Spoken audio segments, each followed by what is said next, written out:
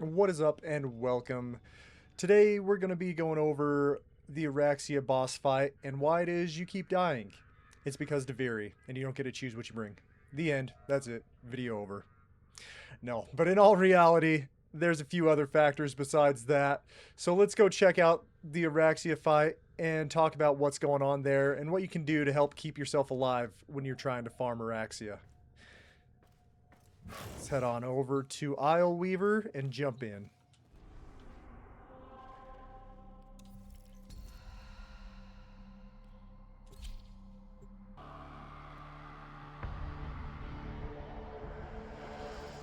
Alright, so I'm not going to make you watch everything up to the point of the Oraxia fight. I'll just jump there and we'll talk about it once I get to the fight itself. Looks like I got a pretty good selection of frames to take into the fight. But I'm just going to choose Mirage for the time being. We'll probably show footage of other interactions. Alright, so we've made it to the Oraxia fight. Let's jump in here and talk about what's going on. So first things first, we're going to be greeted by Oraxia. You got to melt her health down in 3 different stages. So we got the first phase here. And this also is a good part to talk about what is killing you a lot while you're here. Is this goop on the ground. It deals toxin damage to you. So it's bypassing your shields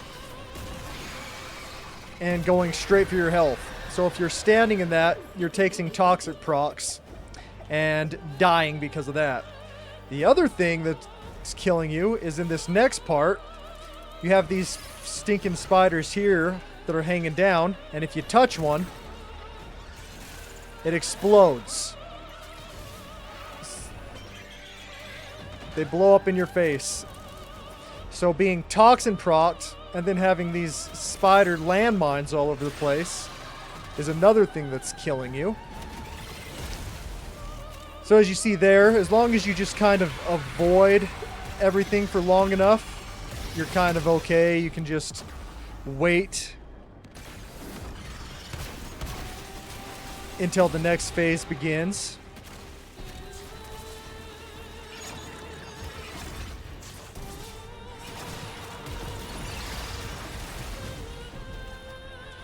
There's also another enemy that we didn't quite see in that last phase, but we will see it in the next phase. We'll focus on that.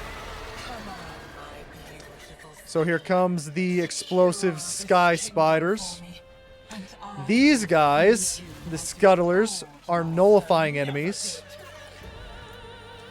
So stay away from them because they're going to nullify your abilities, chase you around. There we go. Spawn back in. And make it a lot harder to deal damage with your abilities. Not that it really matters, because none of those enemies take damage or are susceptible to a lot of targeting Warframe abilities.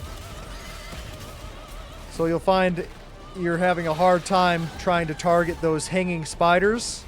Well, that's because your stuff like Mesa and all that other Warframes are not able to target those enemies.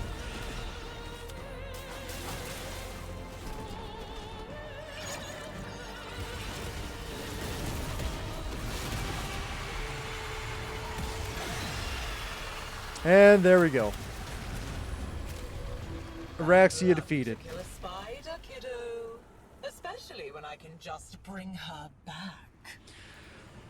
So, pretty much, really what you want to do is jump in, hope that Deviri gives you some good options to choose from, and just focus down Oraxia as soon as she spawns in. And when you get to the next phase, you want to avoid the nullifier spiders and the spiders that are hanging from the ceiling.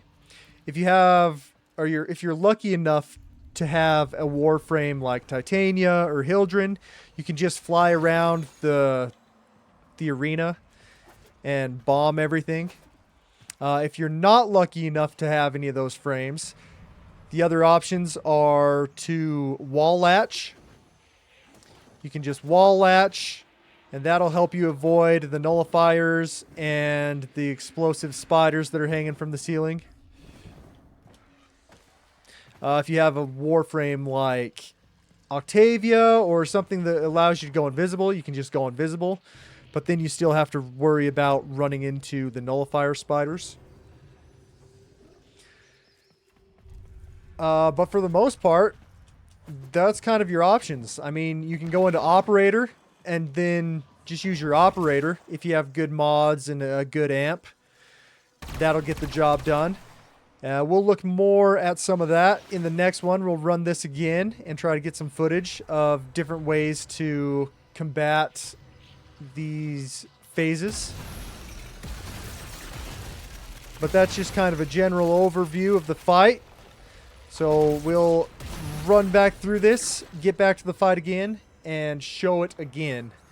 And show the different things we can do to kind of make it easier on ourselves. Okay, here we are back at the Oraxia fight again. I've got Revenant, so I'm not really worried about dying too much, but my weapons aren't that great. So let's see what happens if you have a pretty good setup on your operator. Because that's the one thing that's kind of cool about Isleweaver, is you get to go into it with your operator amps and abilities.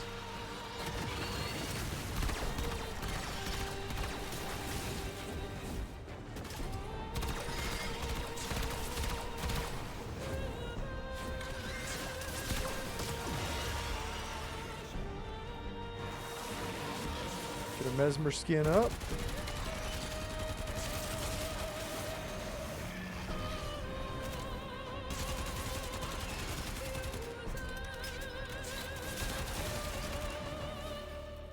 Yeah, so the weapons aren't really helping me out too much right now.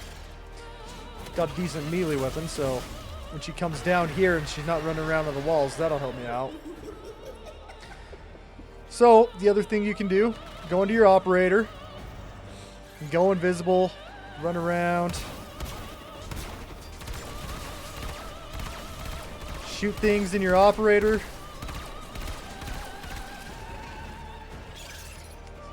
See, don't know where I'm at.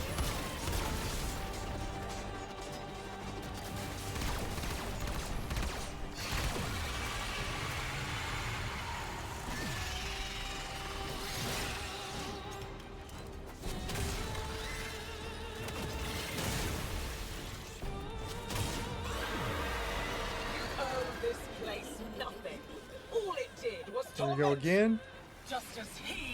So if you got a good amp and good operator abilities, just go into operator mode, go invisible.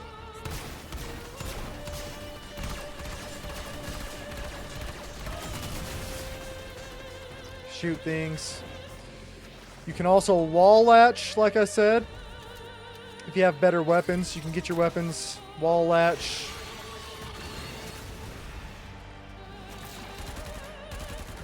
Shoot them while you're on the wall.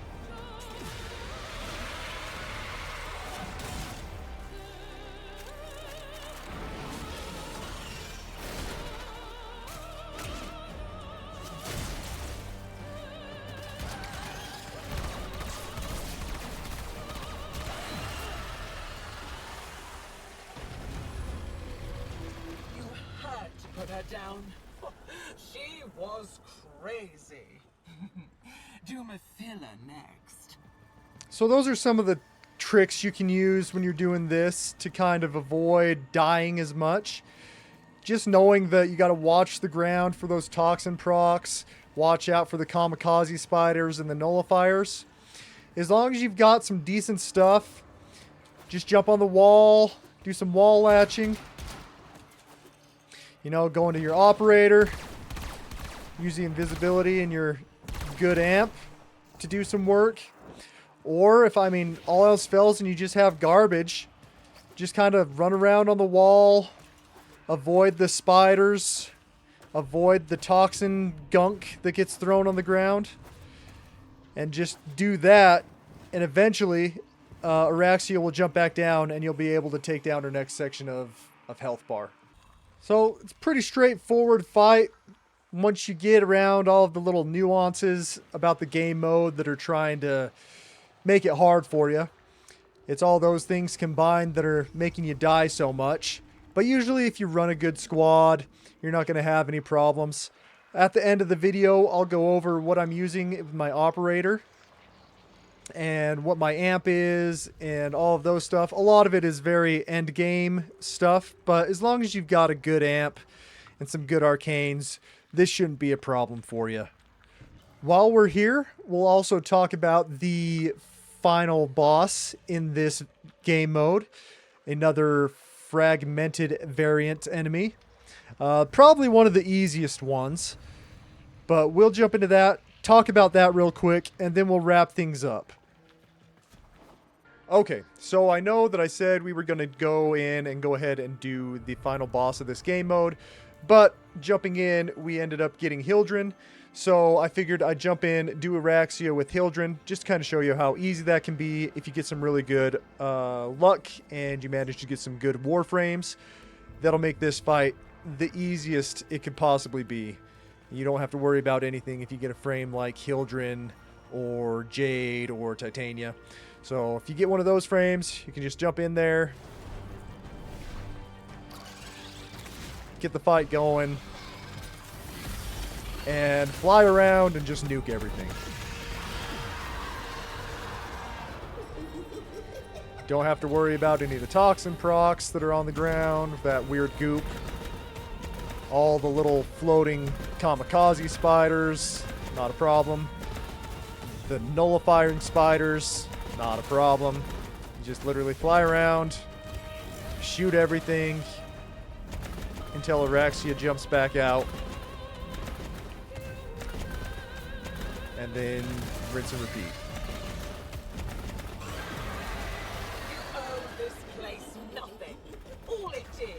Oh, unless you get smacked by one of the spiders on the way down.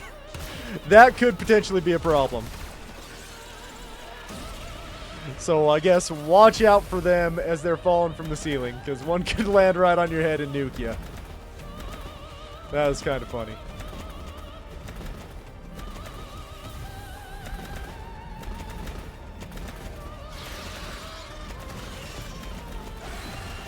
There you go. Oraxia done. Bad luck to kill a spider, kiddo.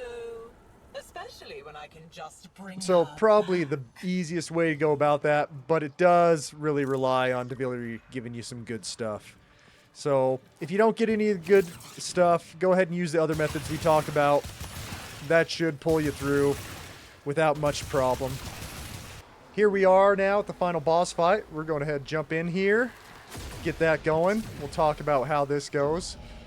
Pretty much standard start for a Fragmented Tide fight.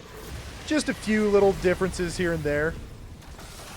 Got to take out all of its little minions to begin with. So just jump in here, annihilate all these.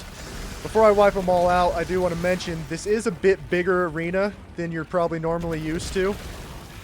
So make sure you watch this center column here. A lot of times these arms will spawn up here. And if you're not able to get enough of these down here to actually summon the Fragmented Tide, make sure you look up at these columns, because there's always a bunch of arms that are hanging out up on there. Like there's some all the way back here.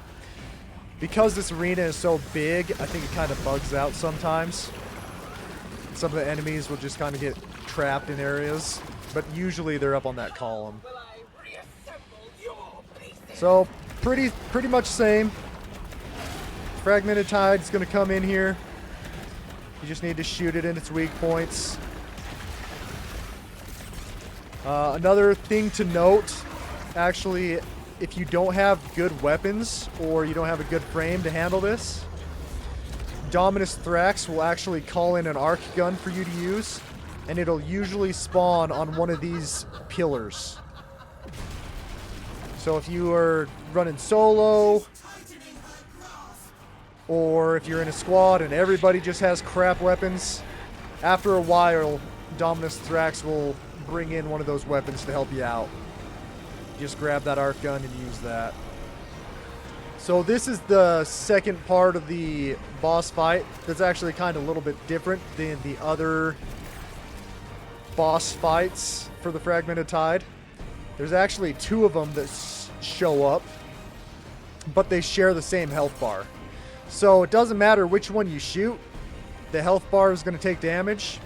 So you can just focus your fire on one of them, which is probably the best way to go about it. But it'll go down pretty quick. There's nothing too special or crazy about it.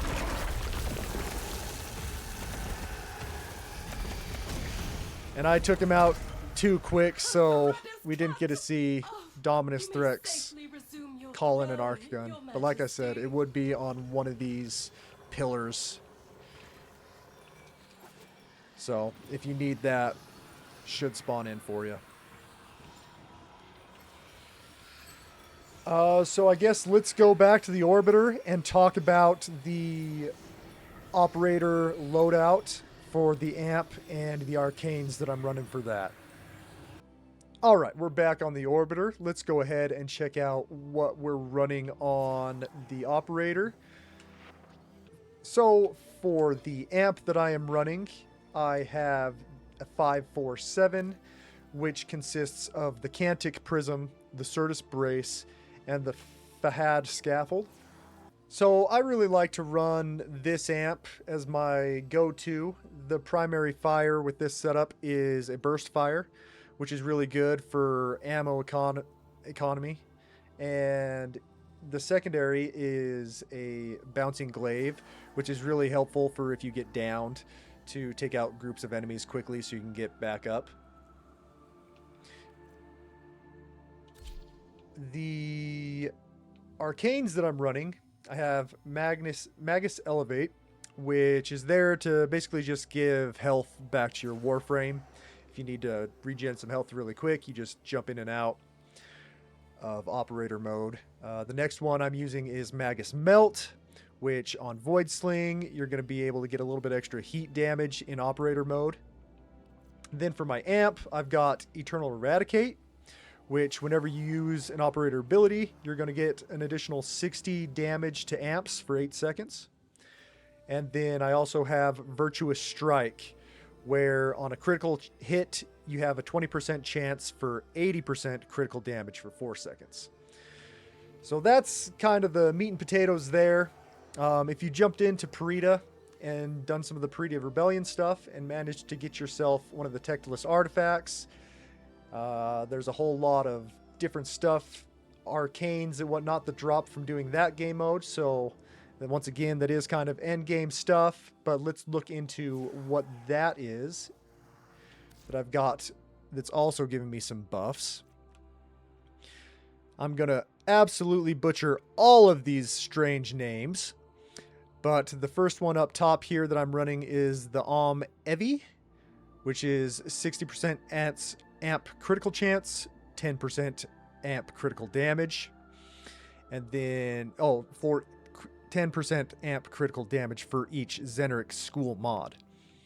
Not necessarily like that important. You don't have to make sure that these are all Zeneric. I kind of like this build. I mean, the buffs are nice, but I think this is kind of the way to go. I've got the Valkyla Sephor, which gives you 30% amp fire rate and 30% amp ammo efficiency. I also have the Hyan Dabor, which is 60% amp multi-shot. The Ubri Kampef, 60% damage to amps, 10% bonus for each mod from a unique school. And then I've decided to use the Hulk Call. So after using the Void mode, the next amp deals 3 times bonus damage. And the thing that ties it all together is this Zid and Uskos. And this is pretty unique in that it actually carries out throughout the mission. So what it ends up doing is any kills you get while you're in operator or whenever you use Tauron Strike will give you 2.4% heat damage for secondary weapons for the duration of the mission. And it's maxes at 250%. So that's the setup that I've got on the Tectolus artifact that kind of boosts me even higher than what I've already got here with the operator, arcanes, and amps. So that's what I've got going on for my operator. In case I ever need to jump into operator, carry me through some of those fights. And yeah, I think that about covers everything. So thank you guys for watching. Really appreciate it. I hope this information helped you out. If it did, please let me know in the comment section down below. And please like and subscribe and follow for more videos. And I'll see you guys in the next one.